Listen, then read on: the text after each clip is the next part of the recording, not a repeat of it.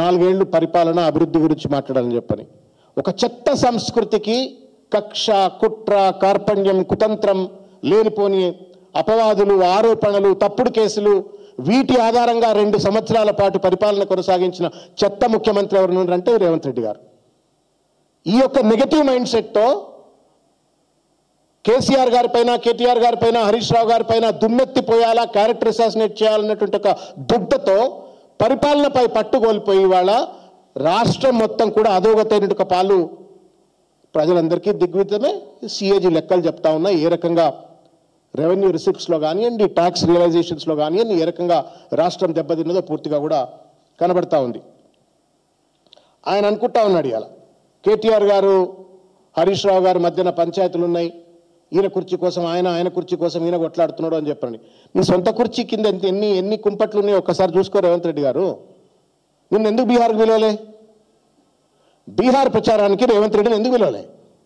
ఎందుకు పొంగులేటి శ్రీనివాసరెడ్డిని పిలిచిండ్రు, అంజన్ కుమార్ యాదవ్ గారిని పిలిచిండ్రు, ఎందుకు రేవంత్ రెడ్డి గారిని బీహార్ ప్రచారానికి పిలవలే?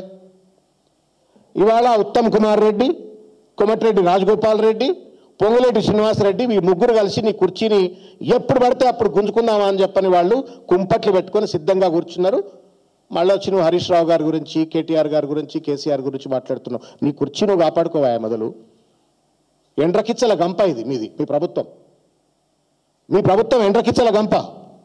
ఒకరికంటే ఒకడికి సయోధ్య ఉందా చెప్పి మీరు గుండె మీద చేయబెట్టుకొని చెప్పండి రేవంత్ రెడ్డి గారు, మీ మంత్రులు మీకు సయోధ్య ఉందా? నువ్వు ఎప్పుడు ఫెయిల్ కావాలని చెప్పని మిగతా మంత్రులంతా ఎప్పుడు ఫెయిల్ అవుతారు, ఎప్పుడు అవినీతిలో ఊరుకుంటారు, నేను ఎప్పుడు ఎవరిని బీకేయాలా, ఉత్తమ్ కుమార్ రెడ్డిని ఎట్లా బీకేయాలా, పొన్నం ప్రభాకర్ని ఎట్లా బీకేయాలా, భట్టిని ఎట్లా బీకేయాలా, పొంగులేటి శ్రీనివాసరెడ్డి ఎట్లా బీకేయాలా నీ కుట్ర.